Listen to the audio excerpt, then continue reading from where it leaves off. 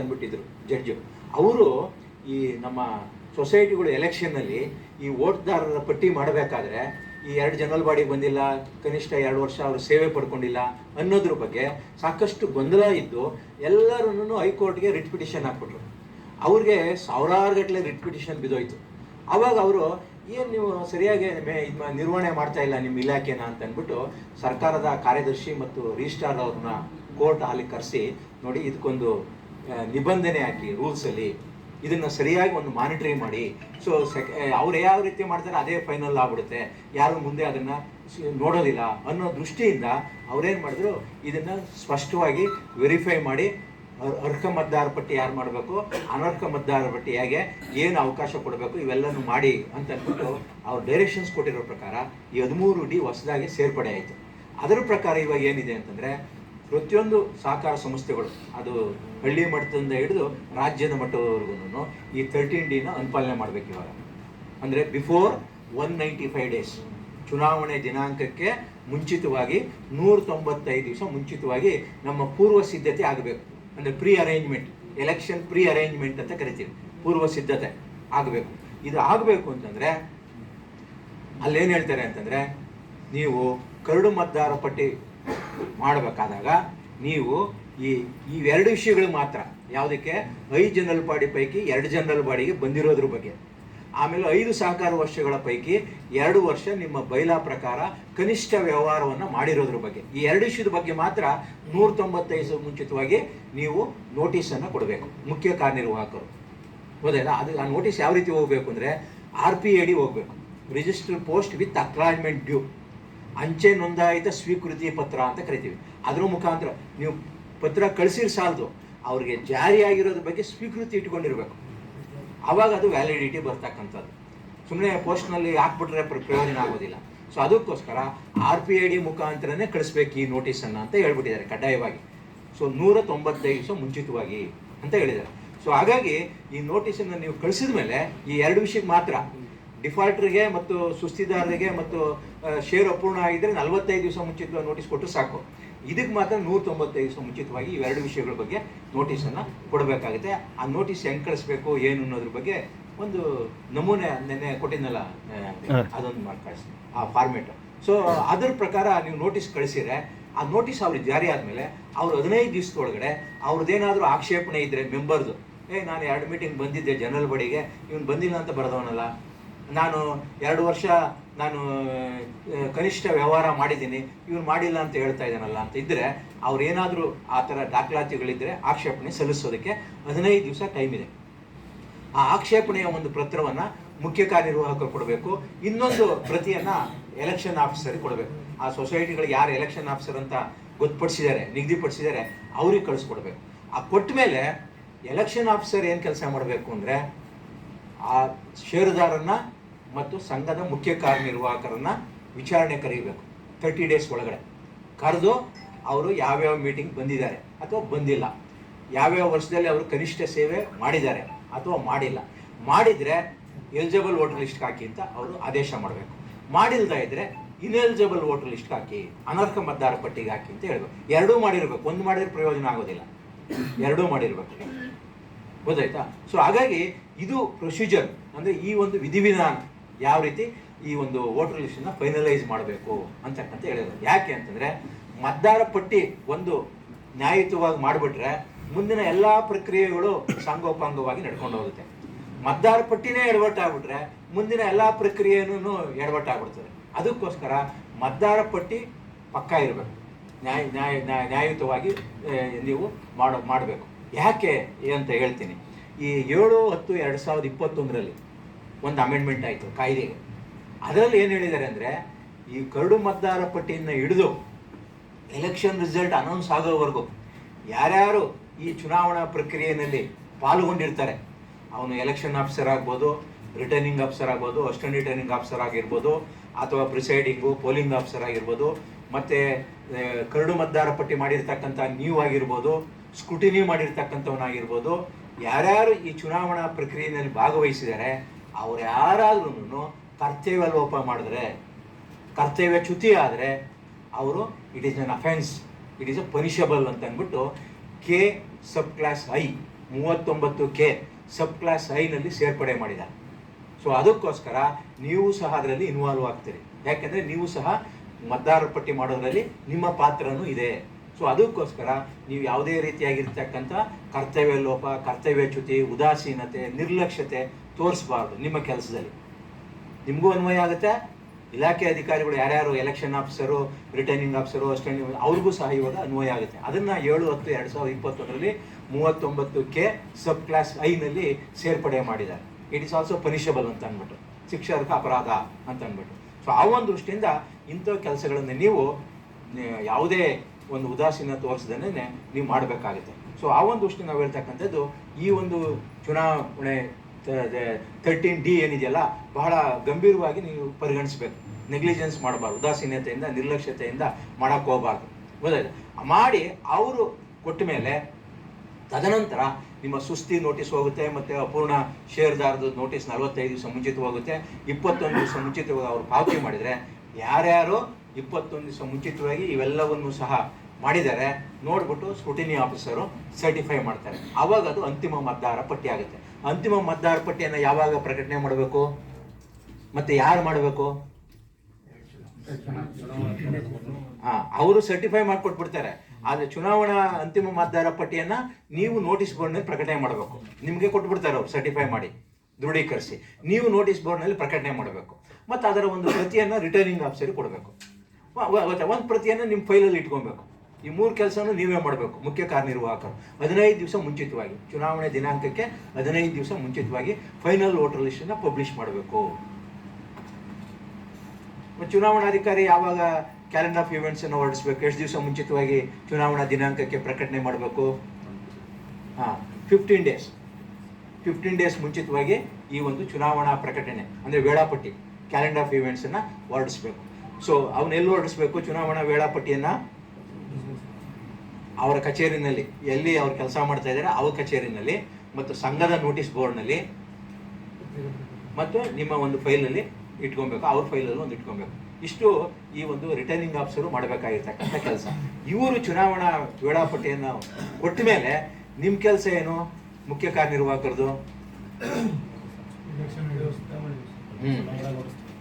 ಚುನಾವಣಾ notice plus ನಿಮ್ಮ ಒಂದು ವೇಳಾಪಟ್ಟಿ, ಚುನಾವಣಾ ವೇಳಾಪಟ್ಟಿ ಮತ್ತು ನಮೂನೆಗಳು ಏನೇನು ಕೊಟ್ಟಿರ್ತಾರಲ್ಲ ಅವರು, ನಾಮಿನೇಷನ್ ಹಾಕೋದಕ್ಕೆ ಮತ್ತು ವಿಡ್ರಾವಲ್ ಮಾಡ್ಕೊಳೋದಕ್ಕೆ ಏನೇನು ಕೊಟ್ಟಿರ್ತಾರೆ, ಆ ನಮೂನೆಗಳೆಲ್ಲನೂ ಸಹ ಚುನಾವಣಾ ವೇಳಾಪಟ್ಟಿ ಜೊತೆಯಲ್ಲಿ ಚುನಾವಣಾ ನೋಟಿಸ್ ಜೊತೆಯಲ್ಲಿ ಪಿನ್ ಮಾಡಿ ನೀವು ಯಾರಿಗೆ ಕಳಿಸ್ಬೇಕು?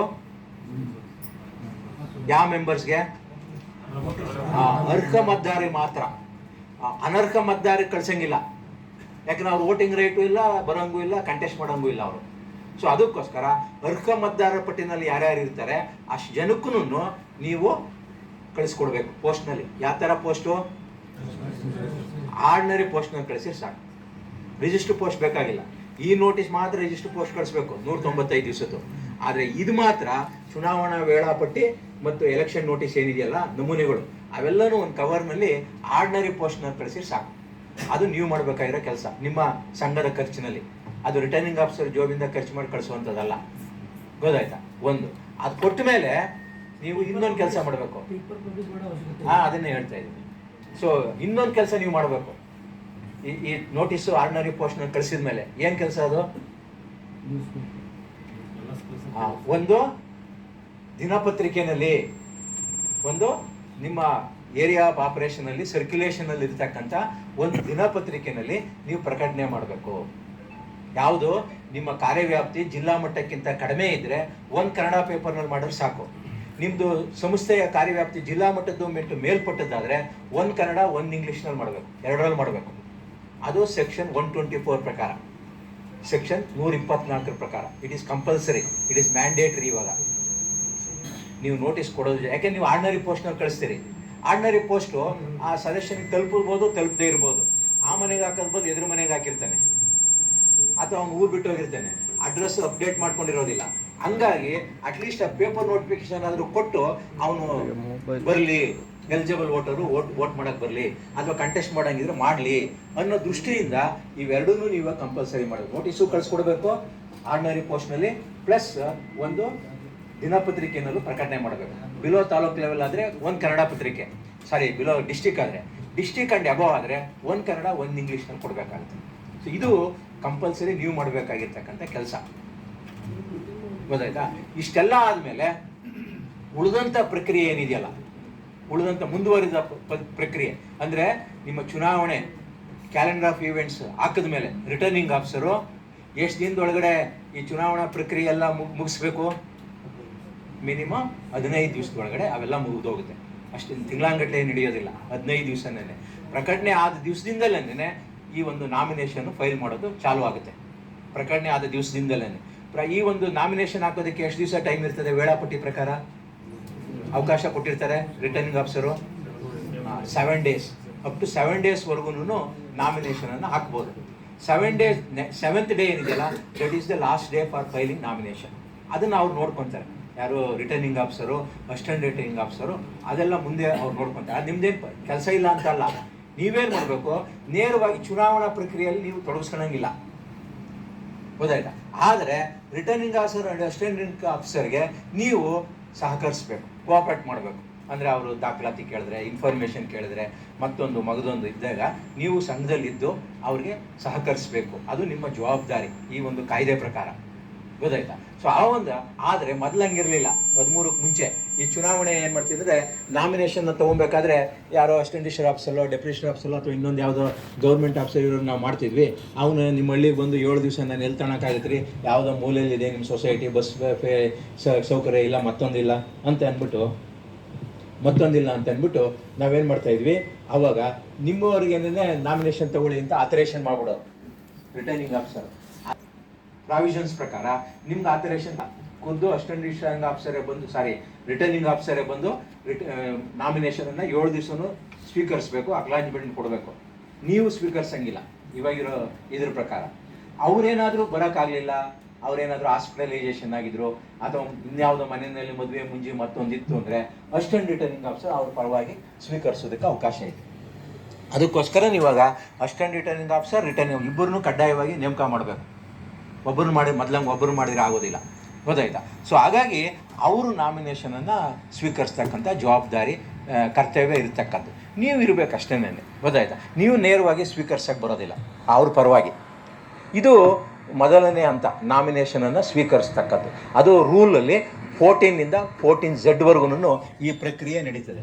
ನಾಮಿನೇಷನ್ ಫೈಲ್ ಮಾಡೋದು, ಸ್ಕ್ರೂಟಿನಿ ಮಾಡೋದು, ವಿಡ್ರಾವಲ್ ಮಾಡೋದು, ಸಿಂಬಲ್ ಹಂಚಿಕೆ ಮಾಡೋದು, ಮತ್ತು ಮತಪತ್ರ ಮಾಡಲ್ ಬ್ಯಾಲೆಟ್ ಪೇಪರ್ನ ಪಬ್ಲಿಷ್ ಮಾಡೋದು, ಆಮೇಲೆ ಚುನಾವಣೆ ನಡೆಸ್ತಕ್ಕಂಥದ್ದು, ಕೌಂಟಿಂಗ್ ಮಾಡ್ತಕ್ಕದ್ದು, ಮತ್ತು ಚುನಾವಣಾ ಎಲ್ಲ ಪೇಪರ್ಗಳನ್ನು ಸೀಲ್ ಮಾಡಿ ಕೊಡ್ತಕ್ಕದ್ದು, ಡೆಪಾಸಿಟ್ ಯಾರು ಅರ್ಹತೆ ಇದೆ ಅವ್ರಿಗೆ ವಾಪಸ್ ಕೊಡ್ತಕ್ಕದ್ದು, ಇದೆಲ್ಲನೂ ರೂಲ್ 14 ನಿಯಮ 14 14Z ನಮ್ಮ ರಿಟರ್ನಿಂಗ್ ಆಫೀಸರು ಮತ್ತು ಅಸಿಸ್ಟೆಂಟ್ ರಿಟರ್ನಿಂಗ್ ಆಫೀಸರು ಮಾಡಬೇಕಾಗಿರ್ತಕ್ಕಂಥ ಕರ್ತವ್ಯ. ಗೊತ್ತಾಯ್ತು? ಇದು ಮೊದಲನೇ ಹಂತದಲ್ಲಿ ನಾಮಿನೇಷನನ್ನು ಪಡಿತಕ್ಕಂಥದ್ದು. ನಾಮಿನೇಷನನ್ನು ಕೊನೆಯ ದಿನವರೆಗೂ ಅವಕಾಶ ಇದೆ. ಆದರೆ ನಾಮಿನೇಷನನ್ನು ಹಾಕಬೇಕಾಗಿರೋರು ಒಂದು ಕ್ಷೇತ್ರಕ್ಕೆ ಒಬ್ಬರು ಮಾತ್ರ ನಾಮಿನೇಷನ್ ಹಾಕಬೇಕೇ ಹೊರತು ಮೋರ್ ದ್ಯಾನ್ 1 ಕಾನ್ಸ್ಟಿಟ್ಯೂನ್ಸಿ. ಇವಾಗ ನಾವು MP ML ಎರಡು ಕಾನ್ಸ್ಟಿಟ್ಯೂನ್ಸಿನಲ್ಲಿ ನಿಂತ್ಕೊತಾರೆ. ಆದರೆ ನಮ್ಮ ಕೋಆಪ್ರೇಟಿವ್ನಲ್ಲಿ 2 ಕಾನ್ಸ್ಟಿಟ್ಯೂನ್ಸಿ ನಿಂತ್ಕೊಳಕ್ಕೆ ಬರೋದಿಲ್ಲ. ಇವಾಗ ಒಬ್ಬರು ಜನರಲ್ ನಿಂತ್ಕೊಬೇಕು, ಒಬ್ಬರು ರಿಸರ್ವೇಷನ್ ನಿಂತ್ಕೊಬೇಕೇ ಹೊರತು ರಿಸರ್ವೇಷನ್ನು ಪ್ಲಸ್ ಜನರಲ್ಲು ಎರಡಕ್ಕೂ ನಿಂತ್ಕೊಳಕ್ಕೆ ಬರೋದಿಲ್ಲ. ಸೊ ಆ ಥರ ಒಬ್ಬರು ಒಂದು ಕ್ಷೇತ್ರವನ್ನು ಆಯ್ಕೆ ಮಾಡಿಕೊಂಡು ಅವರು ಸ್ಪರ್ಧಿಸಬೇಕು. ನಿರ್ದಿಷ್ಟವಾಗಿ ನಾಮಿನೇಷನ್ ಪೇಪರ್ನಲ್ಲಿ ಹೇಳಬೇಕು, ಇಂಥ ಒಂದು ಕ್ಷೇತ್ರಕ್ಕೆ ನಾನು ಕ್ಯಾಂಡಿಡೇಟ್ ಆಗಿ ಸ್ಪರ್ಧೆ ಮಾಡ್ತಾಯಿದ್ದೀನಿ ಅಂತ ಹೇಳ್ಬೇಕು. ಆಮೇಲೆ ನಾಮಿನೇಷನ್ಗೆ ಒಬ್ಬರು ಸೂಚಕರು, ಒಬ್ಬರು ಅನುಮೋದಕರು ಸಹಿ ಮಾಡಬೇಕು ಕಡ್ಡಾಯವಾಗಿ. ಆದರೆ ಒಬ್ಬರು ಇನ್ನೊಬ್ಬರಿಗೆ ಒಂದಕ್ಕಿಂತ ಜಾಸ್ತಿ ಮಾಡೋಂಗಿಲ್ಲ. ಗೊತ್ತಾಯ್ತಾ? ಆಮೇಲೆ ಯಾರು ಸೂಚಕರು ಅನುಮೋದಕರು ಸೈನ್ ಮಾಡ್ತಾರೆ ಅವ್ರ ಹೆಸರು ಅರ್ಹ ಮತದಾರ ಪಟ್ಟಿನಲ್ಲಿ ಇರಬೇಕು, ಅನರ್ಹ ಮತದಾರ ಪಟ್ಟಿನಲ್ಲಿ ಇರಬಾರ್ದು. ಆವಾಗ ನಾಮಿನೇಷನ್ ರಿಜೆಕ್ಟ್ ಆಗಿಬಿಡ್ತದೆ. ಗೊತ್ತಾಯ್ತಾ? ಆಮೇಲೆ ನಾಮಿನೇಷನ್ ಪೇಪರ್ಗೆ ಅಭ್ಯರ್ಥಿ ಸೈನ್ ಮಾಡಿರಬೇಕು. ಅಭ್ಯರ್ಥಿ ಸೈನ್ ಇಲ್ಲ ಅಂದರೆ ಅದು ರಿಜೆಕ್ಟ್ ಆಗಿಬಿಡ್ತದೆ, ತಿರಸ್ಕರಿಸ ಆಗ್ಬಿಡ್ತದೆ. ಸೊ ಅದಕ್ಕೋಸ್ಕರ ಇವೆಲ್ಲನೂ ಭಾಳ ಮುಖ್ಯವಾಗಿ ನಮ್ಮ ರಿಟರ್ನಿಂಗ್ ಆಫೀಸರು, ಅಸಿಸ್ಟೆಂಟಿಂಗ್ ಆಫೀಸರು ಅದನ್ನು ನೋಡ್ಕೊತಾರೆ. ನಿಮ್ಮ ಒಂದು ಪಾತ್ರ ಏನಿಲ್ಲ ಅದರಲ್ಲಿ. ಅದು ಗೊತ್ತಿರಬೇಕು. ನೀವು ಈ ಕ್ಷೇತ್ರದಲ್ಲಿ ಇರೋದರಿಂದ ಕೆಲವೇ ನಮ್ಮಲ್ಲಿ ಏನು ಮಾಡ್ತಾರೆ, ಮೊದಲು ನಮ್ಮ ಇಲಾಖೆಯವ್ರನ್ನೇ ನಾವು ರಿಟರ್ನಿಂಗ್ ಆಫೀಸರು, ಅಸಿಸ್ಟೆಂಟ್ ಆಫೀಸರ್ ಮಾಡ್ತಾಯಿದ್ವಿ. ಇವಾಗೆಲ್ಲನೂ ಒಟ್ಟೊಟ್ಟಿಗೆ ಚುನಾವಣೆಗಳು ಬರೋದರಿಂದ ನಮ್ಮ ಸಿಬ್ಬಂದಿ ಕೊರತೆ ಇರ್ತದೆ. ಆವಾಗ ನಾವೇನು ಮಾಡ್ತೀವಿ, ರೆವಿನ್ಯೂ ಡಿಪಾರ್ಟ್ಮೆಂಟಿಂದ ಮತ್ತು ಬೇರೆ ಬೇರೆ ಇಲಾಖೆಯವರಿಂದ ಅವ್ರ ಸೇವೆ ಪಡ್ಕೊಂಡು ಅವ್ರು ಮಾಡ್ಬಿಡ್ತೀವಿ. ಅವ್ರಿಗೇನೂ ಗೊತ್ತಿರೋದಿಲ್ಲ, ಕಾಯ್ದೆ ಗೊತ್ತಿರೋದಿಲ್ಲ, ರೂಲ್ಸ್ ಗೊತ್ತಿರೋದಿಲ್ಲ, ಬೈಲಾ ಗೊತ್ತಿರೋದಿಲ್ಲ, ಚುನಾವಣೆ ಹೆಂಗೆ ನಡೆಸಬೇಕು ಅಂತ. ಯಾಕೆಂದರೆ ಸಾಮಾನ್ಯ ಚುನಾವಣೆಗಿಂತ ನಮ್ಮ ಕೋಆಪರೇಟಿವ್ ಚುನಾವಣೆ ಏನಿದೆಯಲ್ಲ, ಈ MLAಗಳದ್ದು, MP ದು, ಈ ZP, ಅದಕ್ಕಿಂತ ನಮ್ಮದು ಸ್ವಲ್ಪ ಕ್ಲಿಷ್ಟಕರವಾಗಿರ್ತಕ್ಕಂಥ ಚುನಾವಣೆ. ಆಮೇಲೆ ಅಲ್ಲಿ ಇಷ್ಟೊಂದು ತಿಳ್ಕೊಂಡಿರೋ ಜನ ಇಲ್ಲ. ನಮ್ಮಲ್ಲಿ ನಮಗಿಂತ ಚೆನ್ನಾಗಿ ತಿಳ್ಕೊಂಡಿರ್ತಾರೆ ಈ ಕೋಆಪರೇಟಿವ್ನಲ್ಲಿ. ನಿಮಗೇನೆ ಗೈಡ್ ಮಾಡ್ತಾ ಇರ್ಬೇಕಾರೆ ಅವ್ರು ಅಷ್ಟು ಅನುಭವಗಳು ಆಗ್ಬಿಟ್ಟಿರ್ತಾರೆ ಈ ಕ್ಯಾಂಡಿಡೇಟ್ಸ್ಗಳು, ಗೊತ್ತಾಯ್ತು. ಆಮೇಲೆ ಸುಳ್ಳನ್ನು ನಿಜ ಮಾಡೋದು, ನಿಜನ ಸುಳ್ಳು ಮಾಡೋ ಅಂಥ ಕೆಪಾಸಿಟಿನೂ ಅವ್ರಿಗಿರ್ತದೆ, ಗೊತ್ತಾಯ್ತಾ. ಸೊ ಆ ಒಂದು ದೃಷ್ಟಿಯಿಂದ ನೀವು ಚುನಾವಣೆ ವಿಷಯದ ಬಗ್ಗೆ ಪರ್ಫೆಕ್ಟಾಗಿದ್ದರೆ ಮಾತ್ರ ಯಾರಿಗೂ ಹೆದರಬೇಕಾಗಿಲ್ಲ. ಕಾನೂನು ಒಂದಕ್ಕೆ ಮಾತ್ರ ನೀವು ಹೆದರಬೇಕು. ಕಾನೂನು ಒಂದೇ ನಿಮ್ಮನ್ನು ಸೇಫ್ ಗಾರ್ಡ್ ಮಾಡೋದು. ಅದು ಸುಪ್ರೀಂ ಕೋರ್ಟ್ಗೆ ಹೋಗಲಿ, ಹೈಕೋರ್ಟ್ಗೆ ಹೋಗಲಿ, ಇನ್ಯಾರೂ ನಿಮ್ಮ ಸೇಫ್ ಗಾರ್ಡ್ ಬರೋದಿಲ್ಲ, ನಾನ್ ಅಫಿಷಿಯಲ್ಸ್ ಆಗಲಿ ಮತ್ತೊಂದಾಗಲಿ ಚುನಾವಣೆ ವಿಷಯದಲ್ಲಿ. ಸೊ ಆ ಒಂದು ದೃಷ್ಟಿಯಿಂದಲೇ ನೀವು ಕಾಯ್ದೆಗಳನ್ನು, ನಿಯಮಾವಳಿಯನ್ನು, ಬೈಲಾವನ್ನು ನೀವು ಪರ್ಫೆಕ್ಟಾಗಿ ಪಾಲಿಸಬೇಕು. ಆಮೇಲೆ ನಿಷ್ಪಕ್ಷಪಾತವಾಗಿರಬೇಕು, ಬಯಾಸ್ ಇರಬಾರ್ದು, ಪಕ್ಷಪಾತಿ ತೋರಬಾರ್ದು. ಇವನು ನಮ್ಮವನು, ಇವನು ನಮ್ಮ ಕಮ್ಯುನಿಟಿಯವನು, ಇವನು ಅದ್ರಾಗೆಲ್ಲ ತೋರಿಸ್ಬೇಕು. ಯಾಕಂದರೆ ಬೇರೆ ದಿವಸ ಅವ್ರ ಮನೇಲಿ ಹೋಗಿ ನೀವು ಊಟ ಮಾಡ್ಕೊಂಬನ್ನಿ, ನಿಮ್ಮ ಮನೇಲಿ ಬಂದು ಅವ್ರು ಊಟ ಮಾಡ್ಕೊಂಡು ಹೋಗಲಿ.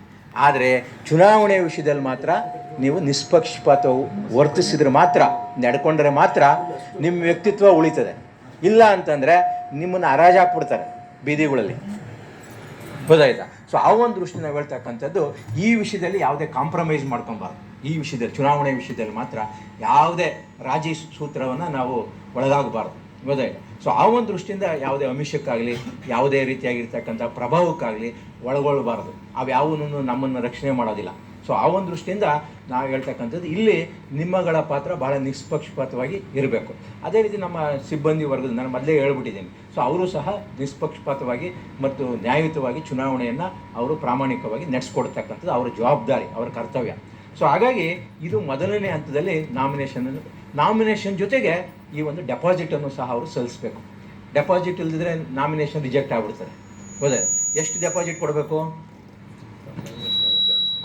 ಜಿಲ್ಲಾ ಮಟ್ಟಕ್ಕಿಂತ ಅವರ ಕಾರ್ಯವ್ಯಾಪ್ತಿ ಕಡಿಮೆ ಇದ್ದರೆ 2,000 ರೂಪಾಯಿ, ಮತ್ತು ಜಿಲ್ಲಾ ಮಟ್ಟದ್ದು ಮತ್ತು ಮೇಲ್ಪಟ್ಟಾದರೆ 5,000 ರೂಪಾಯಿ ಕೊಡಬೇಕು.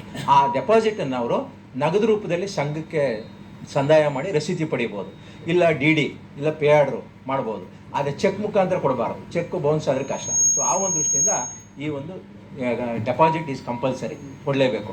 ಆದರೆ ಅದರಲ್ಲಿ ಈ SC, ST ಮತ್ತು ಮಹಿಳೆ ಮತ್ತು OBC ಇವ್ರಿಗೆ 50% ರಿಯಾಯಿತಿ ಇದೆ. ಸೊ 2,000 ಇರೋ ಕಡೆ 1,000, 5,000 ಇರೋ ಕಡೆ 2,500, ಅಲ್ಲೇನಾದ್ರು ರಿಸರ್ವೇಷನ್ ಇದ್ದರೆ, ಅಂಥ ಕಡೆ ಇರೋದಿಲ್ಲ. ಸೊ ಹಾಗಾಗಿ ಇದು ಡೆಪಾಸಿಟನ್ನು ಎಷ್ಟು ಸಲ್ಲಿಸಬೇಕು ಅಂತಕ್ಕಂಥದ್ದು. ಇದಾದ ಮೇಲೆ ಎರಡನೇ ಹಂತ ಯಾವುದಪ್ಪ ಅಂತಂದರೆ ಸ್ಕ್ರೂಟಿನಿ ಆಫ್ ನಾಮಿನೇಷನ್ ಪೇಪರ್, ಅಂದರೆ ನಾಮಪತ್ರಗಳನ್ನು ಪರಿಶೀಲಿಸ್ತಕ್ಕಂಥದ್ದು. ಯಾರು ಪರಿಶೀಲಿಸಬೇಕು? ಚುನಾವಣಾಧಿಕಾರಿನೇ, ಅಂದರೆ ರಿಟರ್ನಿಂಗ್ ಆಫೀಸರ್, RO. ಅವ್ರು